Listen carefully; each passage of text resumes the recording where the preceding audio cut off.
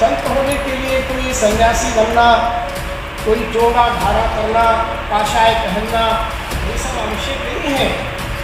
बिना इसके भी संत हो सकते हैं यदि हमारा हृदय संवेदनशील है, यदि पराई पीड़ा पर आंसू हमारी आंखों में आते हैं तो हम संत हो सकते हैं। कृष्ण गोपाल मिश्र को आमंत्रित करने के पूर्व उनका परिचय देना चाहूँगी।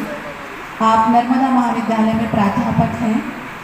आपका शोध PhD है सीता वनवास एवं रचित प्रबंध काव्य। आप पीड़ित हैं रस सिद्धांत आज तक। आपको लगभग 34 वर्षों का शैक्षणिक अनुभव है। आपके शोध निर्देशन में लगभग 27 शोधार्थियों ने शोध उपाधि प्राप्त की है।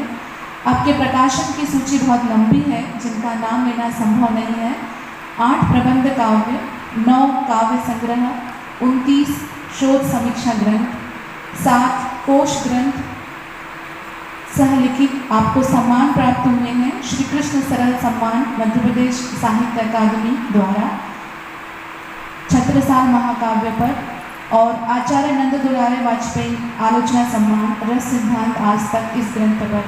सर आप ससम्मान आमंत्रित हैं अपने वक्तव्य हेतु डॉक्टर कृष्ण गोपाल मिश्र जी।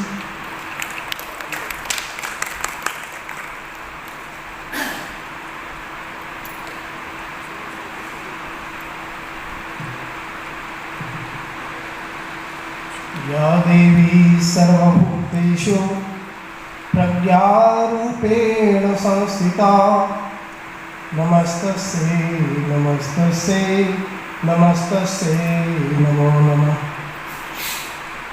आज के कार्यक्रम की अध्यक्षता कर रहे हैं आदरणीय भाई HR रैदास जी। कार्यक्रम का संचालन कर रही बहन पीक मणि जी, समक्ष उपस्थित भाई सुधीर शर्मा जी,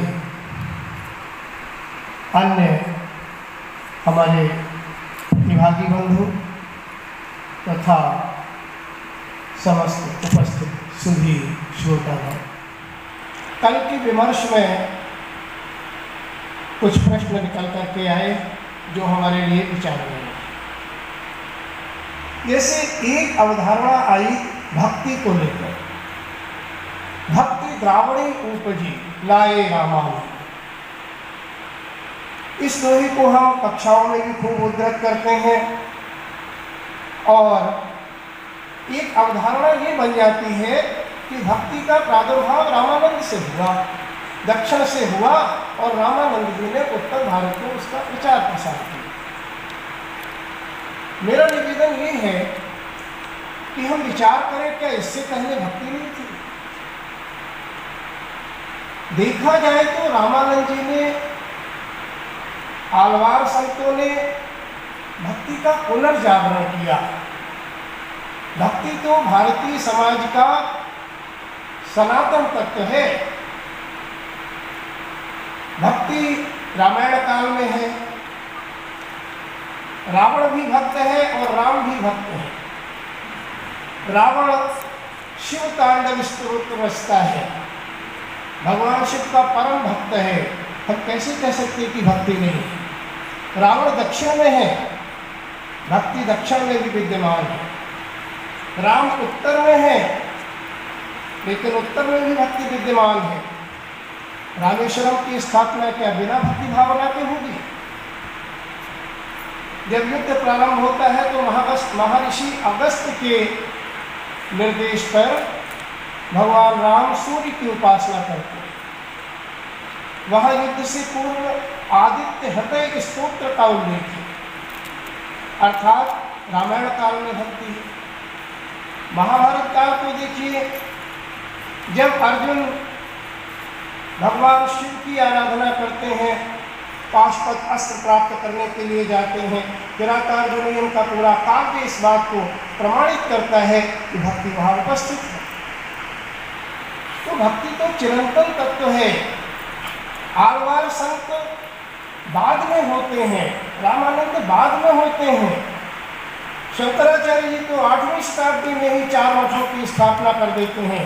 क्या वे मठ भक्ति से परे हैं? हमें इस भक्ति को निकालना होगा। भक्ति सनातन तत्व है। भक्ति के स्वरूप पर और उसके अर्थ पर ही हमें विचार करना चाहिए। सामान्यतः ये मान लिया जाता है कि किसी प्रतिमा पर जल अर्पित करना, षोडोपचार पूजन करना, ये भक्ति है, या भजन करना भक्ति है, या श्रीमद् भागवत में अथवा रामचरितमानस में नवधा भक्ति का उल्लेख हुआ है, वह भक्ति है। बंधुओं, भक्ति के लिए सीमित रूप है। भज सेवायाम धातु से उसकी निष्पत्ति हुई, यहाँ तक तो अपनी यह बात सही है। लेकिन भक्ति देखा जाए तो मनुष्य का मूल भाव भी है।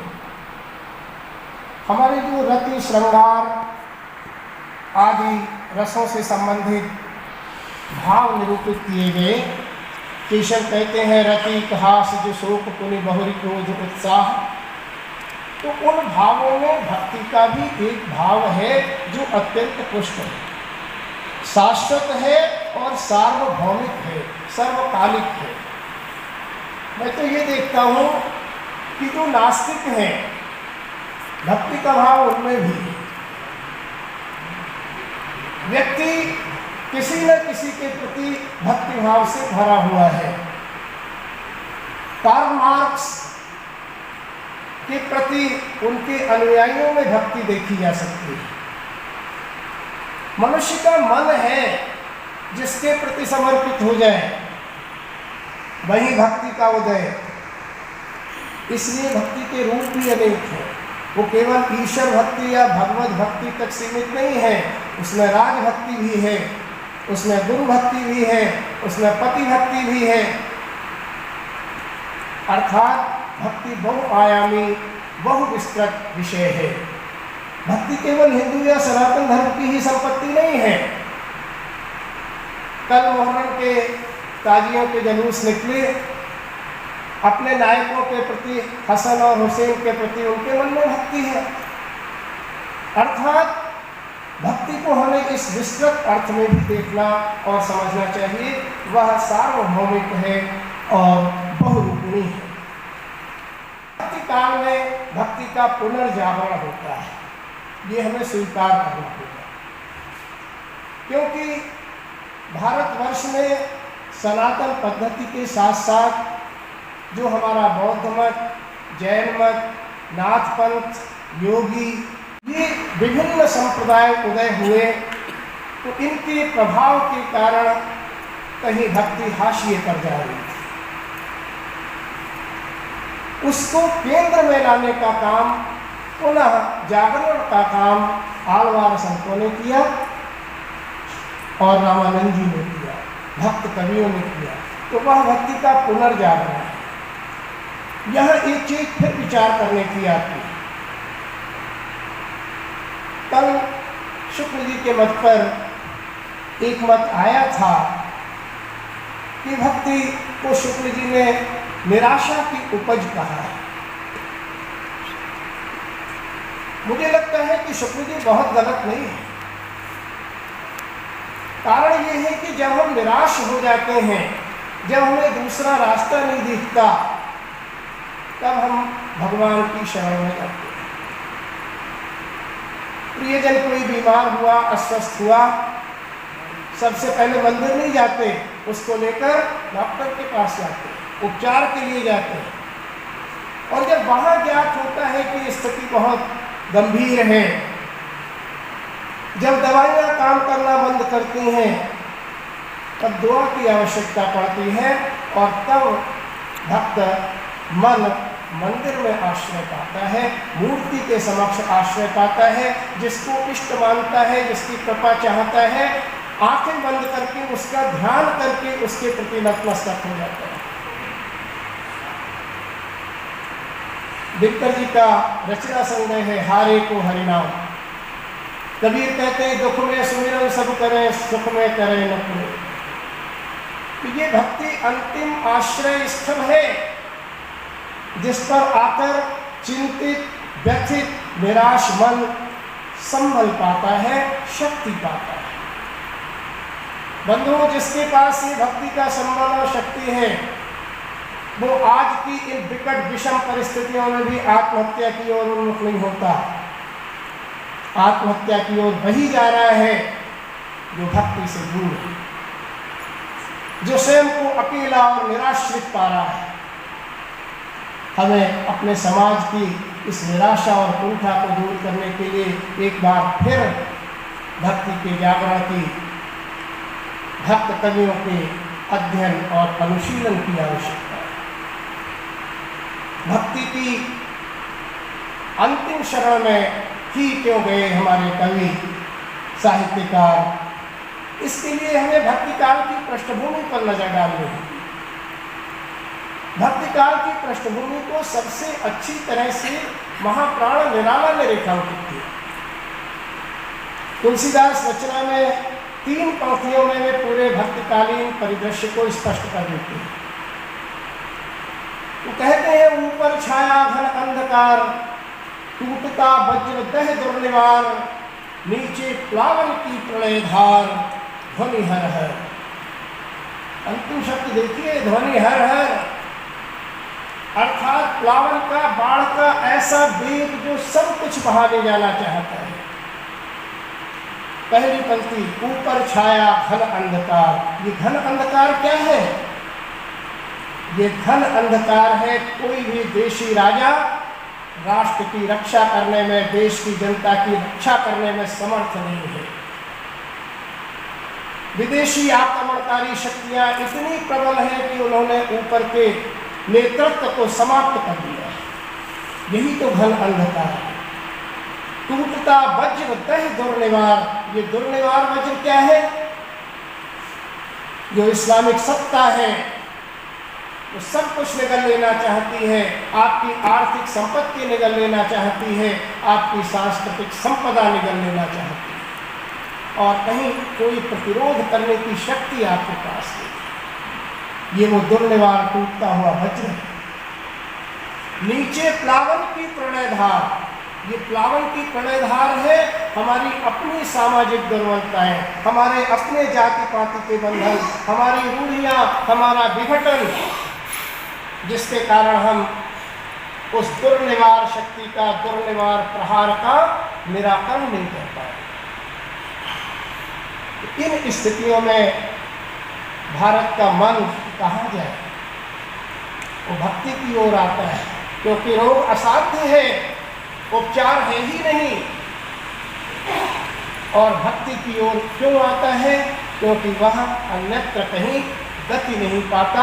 वो जीवन चाहता है, वो समर्पण नहीं चाहता, वो मृत्यु नहीं चाहता, वो अपनी रक्षा चाहता है। इसलिए अंतिम उपाय भक्ति के द्वार पर करता है, भक्ति का पुनर्जागरण करता है, भक्ति को अपने बीच उठाता है, फिर से उसकी स्थितियों को निर्मित करता है।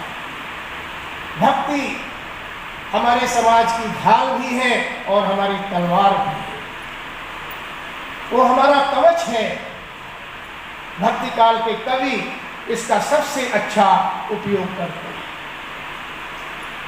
संतों का उदय कोई आकस्मिक घटना नहीं है।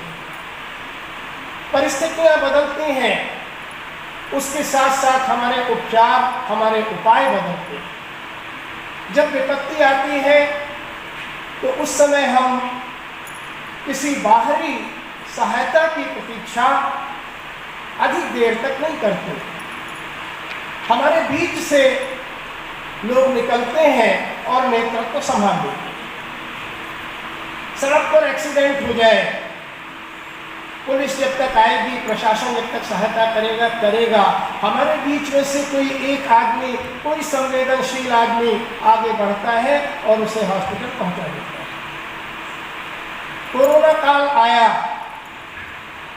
जिस समय लोग अपने माता पिता को भी, अपने परिवार के लोगों को भी आग देने से बच रहे थे, उनके शरीर को छूने से बच रहे थे, उस समय कुछ लोग ऐसे भी थे जो अपरिचितों का भी संस्कार करते थे। कुछ ऐसे भी थे जो भोजन बांट रहे थे। बंधुओं, ये सब तो संत हैं।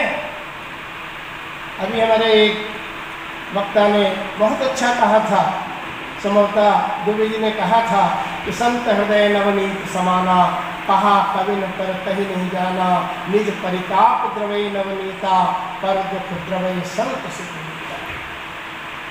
संत होने के लिए कोई सन्यासी बनना, कोई चोगा धारण करना, काशाय पहनना, ये सब आवश्यक नहीं है। बिना इसके भी संत हो सकते हैं। यदि हमारा हृदय संवेदनशील है, यदि पराई पीड़ा पर आंसू हमारी आंखों में आते हैं, तो हम संत हो सकते हैं। और ऐसे संत हर विपत्ति काल में आपको दिखाई देते हैं, जो निष्प्रह निर्लोभ होकर बिना किसी कामना के। बहुत सारे लोगों को कोरोना के बाद पुरस्कार मिला, लेकिन कार्य करते समय उन्हें पुरस्कार की कोई अपेक्षा या आशा नहीं थी।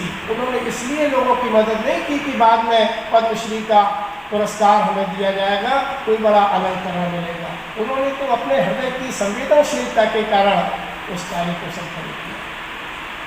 और ये महत्वपूर्ण है। हमारे भक्ति काल के संत भी ऐसे ही,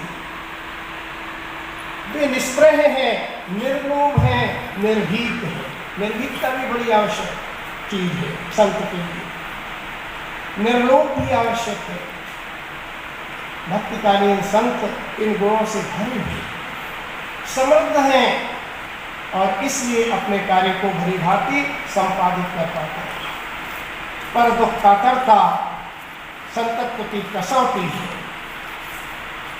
जो दूसरे के उपकार के लिए अर्पित नहीं है, वो और कुछ भी हो, संत नहीं हो सकता।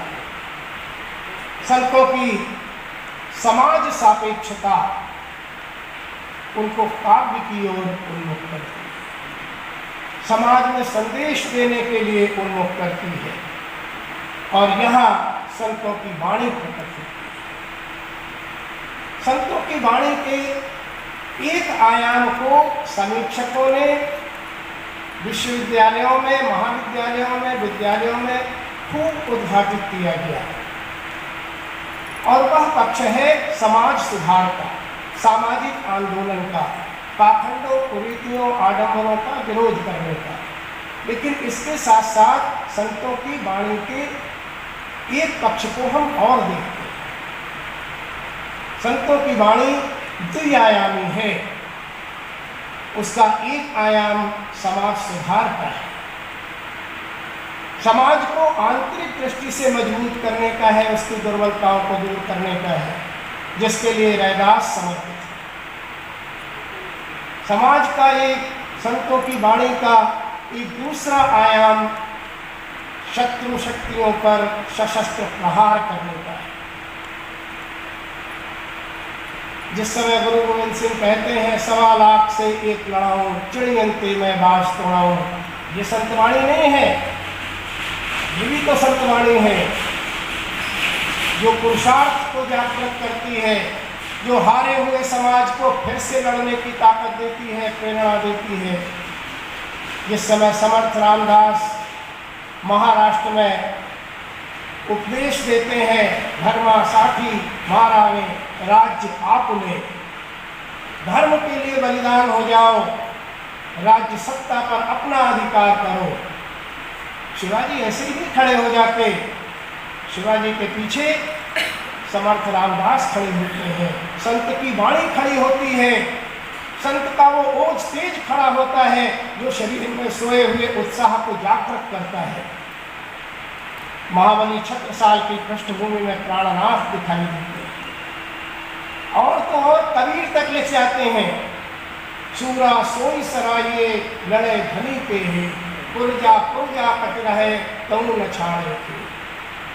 कबीर को तो आवश्यकता ही नहीं थी, ये एकमात्र दोहा उनका मिलता है जिसमें वो योद्धा की प्रशंसा करते हैं। संतों की ये वाणी लोक रक्षण के लिए शस्त्र उठाने की प्रेरणा देती है। हम इसकी उपेक्षा कर जाते हैं, इसको हमें सामने लाना चाहिए। गोस्वामी तुलसीदास का रामचरितमानस तो पूरी तरह से इसके लिए समर्पित है। केवल राम की प्रतिज्ञा नहीं है, निश्चर करो ही निश्चरहीन करो भुज उठाए पन की, ये वो शोषित दलित पीड़ित समाज का संकल्प है। और वो संकल्प पूरा भी होता है। आप देखिए बहादुर शाह का जफर का समय आते आते तक मुगल सत्ता शक्ति विहीन हो चुकी होती है, मराठों के, राठौरों के, राजपूतों के पराक्रम के कारण। ये परिणाम काय का है? ये संतों की वाणी का है। जब गोस्वामी जी लिखते हैं, रण चढ़ करिए कपट चतुराई, रिप पर कृपा परम कदराई। शत्रु पर कृपा करना सबसे बड़ी कायरता है। संभवतः कहीं गोस्वामी जी के मस्तिष्क पर उस समय पृथ्वीराज के क्षमादान का चित्र रहा होगा। संतों की वाणी का अनुशीलन करते समय अगर हम इस शौर्य पक्ष को किनारे कर देते हैं, छोड़ देते हैं, तो हम संतों की वाणी के साथ न्याय नहीं करते। संतों की वाणी समाज का उद्धार करती है, सनातन भारतीय समाज की आंतरिक दुर्बलताओं को दूर करने का प्रयत्न करती है और उसे युद्ध के लिए सन्नद्ध करती है। एक तीसरा रास्ता भी है, कबीर ने उसको सबसे पहले अपने काव्य में प्रकाशित किया। कबीर चाहते हैं कि ये संघर्ष खत्म हो सकता है अगर हिंदू और मुस्लिम दोनों संस्कृतियां मिल जाए। बंधुओं, जो विजेता के गर्व में भरा हुआ है, जिसने अपनी तलवार से पूरे साम्राज्य पर अधिकार कर लिया है, वो ऐसी अहंकारी सत्ता क्या आसानी से झुक जाएगी? वो समझौता करेगी? सवाल ही नहीं उठता। कबीर को शताब्दियां बीत गई, 700 साल हो गए। कबीर ने पहले यह प्रयत्न किया था, उसके परवर्ती काल में भी हमारा समाज ये प्रयत्न करता रहा, आज भी कर रहा है, लेकिन कहीं एकता दिखाई देती नहीं, संघर्ष अधिक दिखाई देता है। हर मोड़ पर एक नया भाव मिलता है। कबीर जब कहते हैं, अरे इन दोनों राह न पाई, हिंदुन की हिंदुआई देखी तिलकन की तिलकाई, उस समय कबीर का प्रयत्न है कि ये तीसरा रास्ता समन्वय का निकल जाए, लेकिन वो निकलता नहीं। इसलिए प्रमुख रूप से संतों की वाणी के इन दोनों आयामों पर विचार करना चाहिए। संतों की वाणी में समाज सुधार का स्वर और संतों की वाणी में शौर्य का स्वर। संतों की ये वाणी परंपरा का पुनरुत्थान है। संतों ने, रैदास ने जो कुछ कहा, उनका जो अद्वैतवाद है उपनिषदों से शुरू होता है। समय कम है, बात ज़्यादा है, 2 मिनट में अपनी बात समाप्त कर लूँगा। संतों का जो अद्वैतवाद वेदों का है, ईसावास्य उपनिषद इस बात को कहता है, ईसावास्यमिदं सर्वं यत्किंच जगत्यां जगत्। आप देखें, ये चिंतन का एक प्रवाह है जो आदिकाल, मध्यकाल, आधुनिक काल सब में निरंतर उतरता है। जिस बात को ईसावास्य उपनिषद कहता है, उसी को दूसरी जगह कहा गया है कि जो एक चेतना है वही सब में व्याप्त है। एको देवः सर्वभूतेषु गूढ़ः सर्वव्यापी सर्वभूतांतरात्मा। और यही बात रैदास ने कही। रैदास जिस समय कहते हैं कि मैं परमात्मा को सब जगह देखता हूँ, पूर्ण ब्रह्म बसे सब ठाई, कह रैदास मिले सुख साई। तो ये वही अद्वैतवाद के परंपरा का प्रवाह ही तो है। और आधुनिक काल में जब साकेत की भूमिका लिखने से पूर्व मैत्री शरण गुप्त लिख देते हैं कि राम तुम ईश्वर हो, राम तुम मानव हो, ईश्वर नहीं हो क्या? सब कहीं रमे हुए, राम तुम मानव हो, ईश्वर नहीं हो क्या? जब वो इस बात को कहते हैं तो वे उसी परम शक्ति के सर्वत्र उपस्थित होने की बात कहते हैं। जब ब्राह्मण और चंडाल के एक होने की बात, जब रैदास लिखते हैं कि ब्राह्मण और चंडाल में रविदास नहीं अंतर्जाल, सम्मह एको ज्योति है सब घट एक समान। आप कल्पना कीजिए, अभी हमारे विद्वान वक्ता ने बहुत ठीक कहा कि रैदास पर उपनिषदों का, गीता का बहुत बड़ा प्रभाव है। जिस समय गीता में भगवान कहते हैं कि विद्या विनय संपन्ने ब्राह्मणे गविहस्तिनी शुनि चैव शपाके च पंडितः समदर्शिनः। विद्वान कौन है?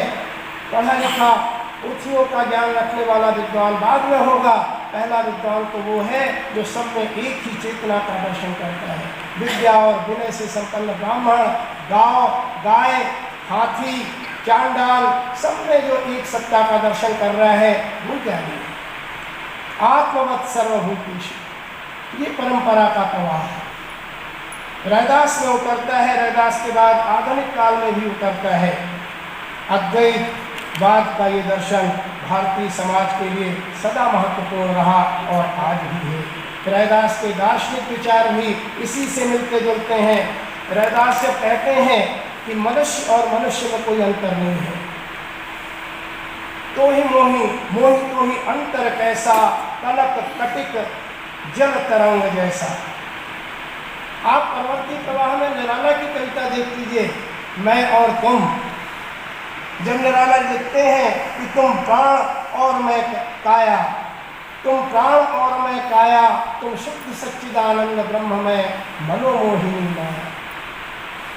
देखिए निराला और रैदास एक स्वर है, पूर्ववर्ती परंपरा में भी एक ही स्वर है। और अंत में रैदास का जो काव्य शिल्प है उस पर बात होनी चाहिए। इन संगोष्ठियों में हो नहीं पाई क्योंकि हम वाणी पर केंद्रित रहे। वाणी का बड़ा एक आधार शिल्प भी है। जहाँ दूसरे निर्गुण संतों में हम चमत्कार की प्रवृत्ति पाते हैं, ऐसे पहेलियाँ पाते हैं, इस तरह की उलटवासियाँ पाते हैं जिनके अर्थ खोलना मुश्किल है। रैदास में चमत्कार प्रदर्शन की पूरी प्रवृत्ति है। उनकी भाषा सहज है, उसमें अलंकारों का सहज समावेश है और बड़े अच्छे ढंग से वे अपनी बात कह जाते हैं। उनके उपमान भी बड़े अनूठे और चिर परिचित हैं। प्रभु जी तुम चंदन हम पानी, इस तरह के उपमानों का प्रयोग भक्ति काव्य में अन्यत्र दुर्लभ मिलता है। रैदास की वाणी जितनी संवेदनशील है, उनका काव्य शिल्प भी उतना ही सहज और सुबोध है। रैदास होने का अर्थ है संत होना भी और भक्त होना भी। रैदास सगुण भी हैं और निर्गुण भी हैं, वे दोनों के समन्वय भी नहीं करता है। दूसरे लोग मना करते होंगे कि गंगा स्नान को मत जाओ, लेकिन रैदास की भक्ति गंगा में है। कभी तो रैदास सिक्का देते हैं उसको कि जा करके चढ़ा देना गंगा में।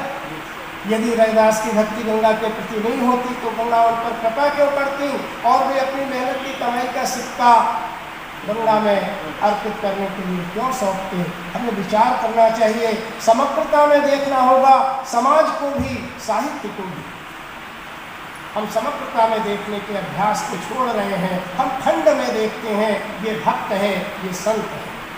अरे पुष्प का सौंदर्य उसके खिले हुए होने में है, पुष्प का जो सौंदर्य शाख पर है वो आपकी टोकरी में नहीं है। समग्रता में सौंदर्य है, हमें उस समग्रता का सम्मान करना चाहिए। संतों की वाणी यही संदेश देती है। मैं आयोजकों को धन्यवाद देता हूँ, अपने श्रोताओं को धन्यवाद देता हूँ। आपने समय दिया, बहुत बहुत धन्यवाद।